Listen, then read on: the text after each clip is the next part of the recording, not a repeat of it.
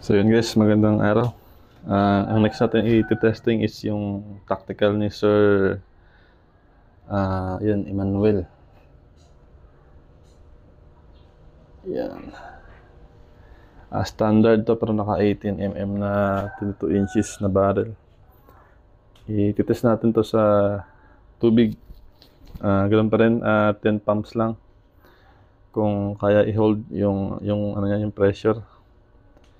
Yan. Sa mga nakapila, lahat ng pila dito is na-test namin sa pinakamababa na pressure para hindi kayo mahirapan pag nag-pump ng sobra-sobra. Yung iba, 1,000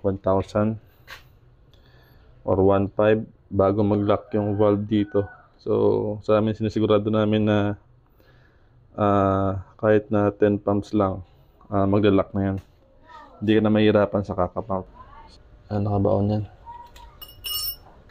Pakita ko lang sa inyo para yung may-ari may idea na yung unit niya nagsisealed talaga. Yun, 10 lang.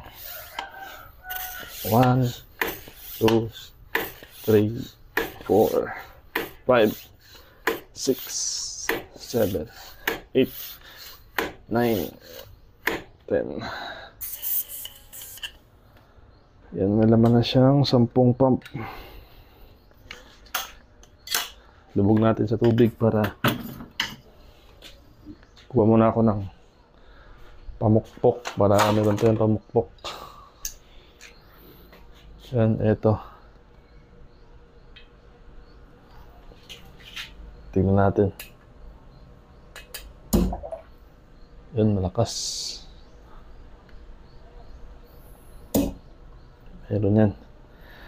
Tapos, tignan natin kung may lalabas dito. Kung may lalabas, alam na, may singaw.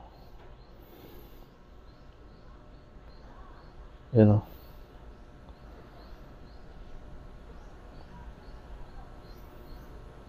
Wala.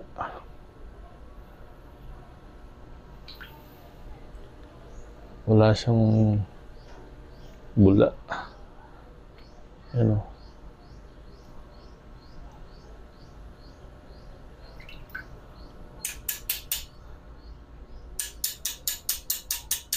Wala na.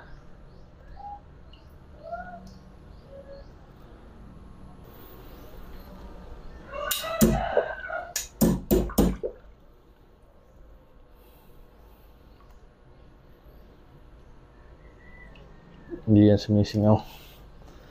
Ayan. Lagyan natin ng lagyan natin ito ng hangin tapos i-testing natin sa range. Ayan. Ganda ng unit na to. Napaka shiny. Ayan.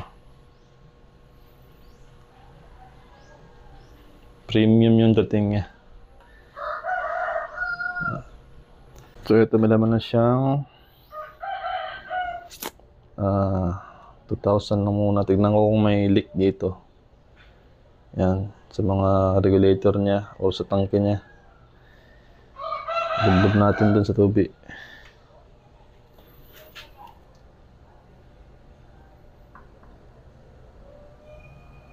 Yan, wala. Wala siyang leak.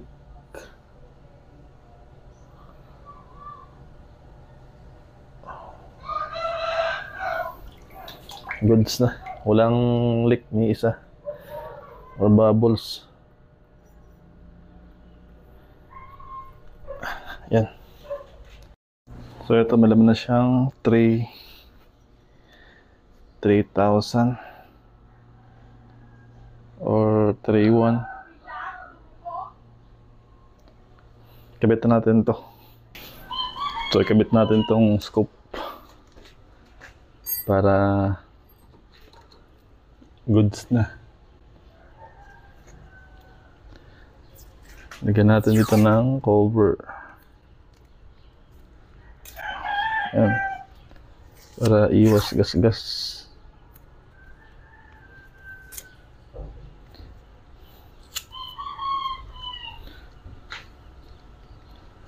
Hindi siya nagagasgas pag nalagyan kasi medyo ano to eh. Sobrang fit kasi nitong ano ko ma-mount. Yan. Goods na. Ay, silencer pala. Yung silencer niya na 18mm kibit natin. Wait. Testing tayo sa 50 yards. May taga-setup na ako. Yan. Ang testing natin is itong kay Sir Emmanuel. Tactical standard na naka 18mm. Ops, dalang.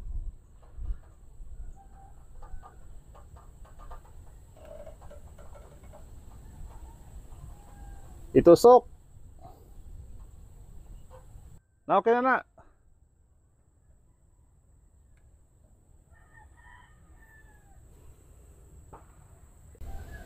Dito tayo mag-aim point.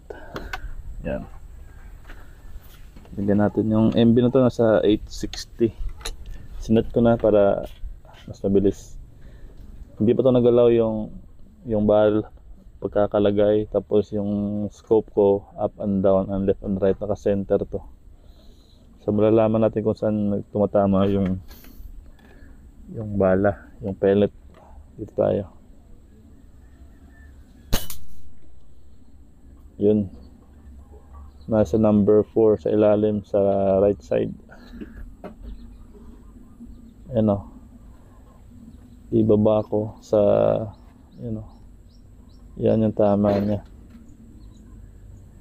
Hindi pa nagagalaw yung scope, yung left and right niya at saka up and down. Subukan natin ulit isa pa para may idea kayo. So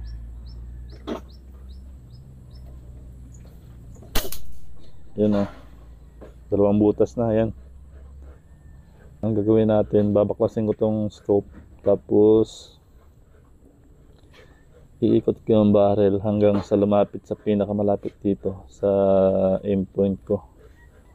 So yun, wala nang screw yan, naka-unlock. Tanggalin natin, tapos yung position niya kanina, yan, nandyan siya, na loose na rin yan. Ikot natin. Ano, mga dito siguro itry natin.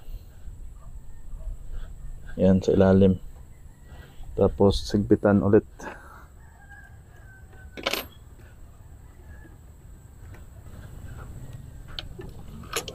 Yan, hindi pa nagagalaw yung turret ng scope, yung left and right na saka up and down.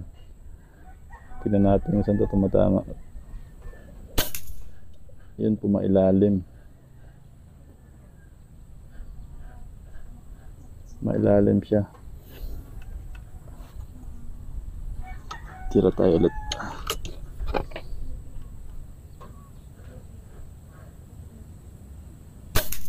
Yan o. Yan, yung tama niya sa ilalim. Napasobra. Sobra sa ikot. So ngayon, balik naman tayo ulit sa proseso na yan. Hanggang sa makuha natin yung pinakamalapit dito. Balik natin yun. So yun, dalawang baklas pa ako. So nakita ko na yung pinakamaganda niya. Yan. Yun pa rin yung aim point ko. Yung una kong testing, eto, tapos bumaba na pa sobra. Binalik ko dito, yan. Ang importante yung vertical niya. Bali, ito yung una, ito yung kalawa, tatlo, tapos ito yung apat. 2 shots yan, 2 shots. Ito, 2 shots din to. Pero isang butas lang. So mag-a-adjust ako ng konti dito sa... Ay, wait lang. Adjust ko muna yung ano. Yan, mag-a-adjust lang ako ng konti dito sa tama niya. Yan. Pupunta ko lang kung saan siya tumatama. Yan. So yun, medyo nabilis din yung barrel indexing. Ganda ng tama ng 18mm. Solid. Yun, testing ulit. Ang haba ng hirap. Testing tayo ulit dito sa kabila. Kasi makita ng may-ari na ganun yung tama.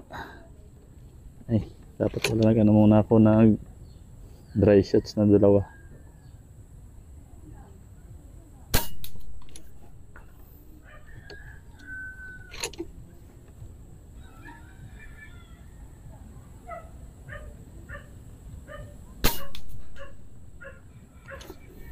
One hole ba yun? Parang one hole ah.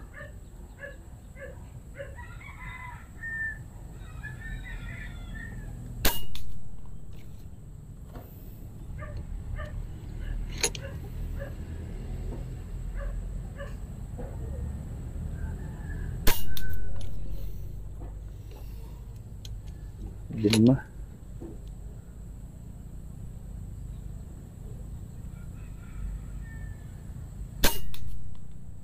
Anim.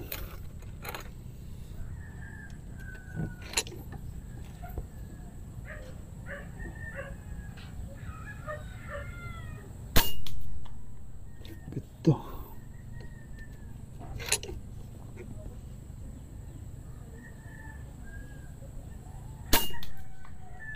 Walo.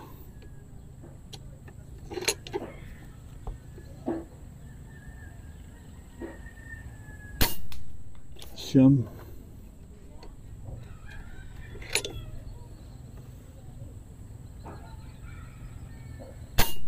Sampu. Meron talagang pliers, no? Yan sa ilalim. Ito yung sinasabi kong dry shots dapat kanina. 10.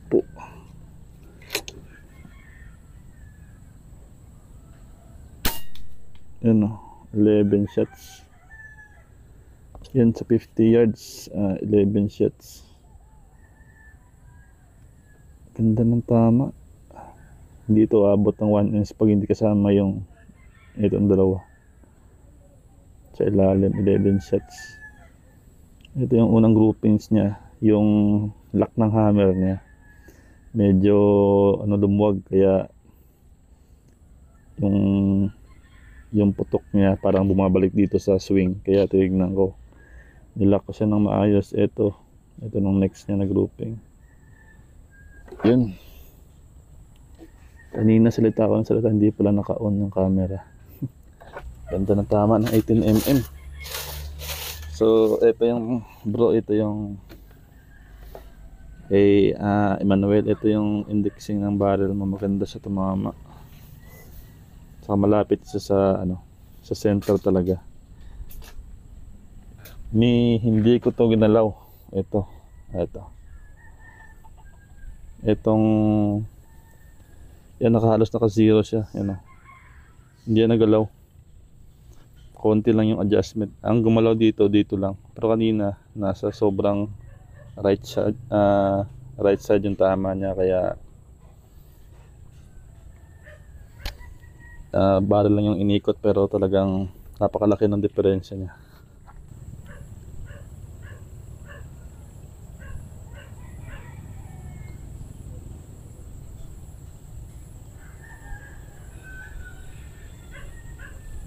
So yun, itong testing sa unit ni Sir Emmanuel. Yan o. Unang test ko, saan ba yun? Ito. Unang testing ko, ito. Dito sa tumatama. Pero yung M point ko, yung unang-una, ito. So nilipat ko dito. Tapos, ito yung M point ko, yung ito. Itong black. Yung tama niya, ito sa ilalim. Ito. Tama nga naman. Yan. Yung dalawang yan. Tapos yung kanina nag-barrel index niya ko, inikot ko siya ng halos isang ikot. Bumaba dito sa ilalim. Tapos binalik ko. Ito na yung tama niya. Yung M point ko pa rin is nandito. Tapos yung isang tira ko. Halos ito isang butas halos. Pero 2 shots yan. Ito yung last ko na ano na pag-ikot sa barrel. So hindi ko na siya ano iniikot kasi napakalapit na sa ano sa zero. Nag-adjust na ako sa vertical niya. So ilapit ko siya dito. Yun, napaka matrabaho yung barrel indexing kasi talagang mahirap talaga, time consuming. Ito yung tama niya sa 50 naman. Yan. Dito nagsasalita ako pero hindi pala naka-on yung camera, so inulit ko. Ito yung pangalawang grouping sana, hindi ko na tinuloy kasi napansin ko yung camera hindi pala naka-on. So pag piso, yan, piso pwede na rin, pasok sa piso sa 50 yards. Yung yung ano niya dito, ito yan, yung lock niya sa swing lumuwang, kaya yung hangin napalakas yung labas dito, kaya binaklas ko ulit at hinigpitan to. Ito yung lock niya sa swing dito, yung hangin hindi na siya tama. Nung nag-adjust na ako, ito na yung tama niya. 11 shots yun sa scope cam. Kita nyo naman dun sa scope cam na tama. Maliit to sa piso, around 25 cents lang yata to pag hindi itong dalawa kasama. Yan, kasing pellet lang. Yan 50 yards. May dalawa dito na hindi hindi siya kasama. Hindi kasama. Meron talaga nagsiseparate sa sa grouping niya. Pero ito to. Itong unang tira kasi to yung tawag doon, dry shots dapat, pero hindi ako nag dry shots kasi ilang minutes ako, mga 10 minutes yata bago ako ulit pumutok. So yung unang putok ko dito sa ilalim. So yun nung yung sunod-sunod na, dito yung tama niya. Maliit to, napakaliit, maliit, parang ulo lang ni parang ulo lang ni Rizal kalaki. Yun yung tama ni Emmanuel sa testing sa unit niya na tactical. Ipapaship na natin to sa baka next week pag natapos yung localized gun ban dito, kasi fiesta sa city. 10 pa pwede i-ship. Yun, bye.